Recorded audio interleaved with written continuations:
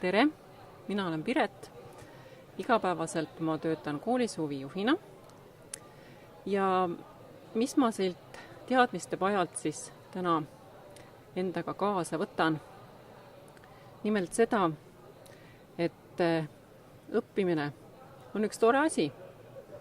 Kas me õpime nüüd tavakoolis ehk omandame formaalharidust või siis väljaspool tavalist koolitundi ehk omandame siis mitteformaalset haridust, on see igati kõigile kasuks, eriti muidugi noortele.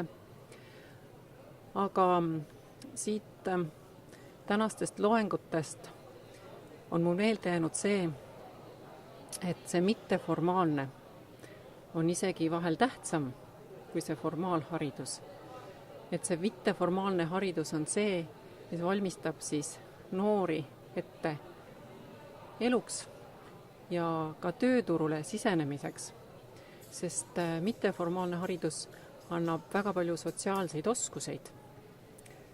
Ja mis ma siit kaasa võtan?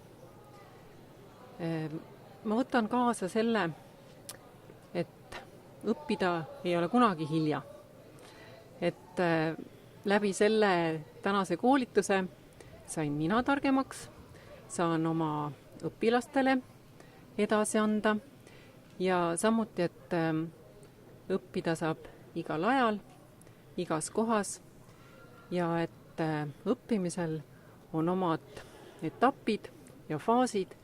Neid on muidugi kõike alati juba teada, aga hea oli, et loengutel need taas üle korrati ja et õppimine ei ole kunagi ka konfliktivaba, nii et konfliktide tekkimine käib õppimise juurde. Et selle ma võtangi endaga siit kaasa.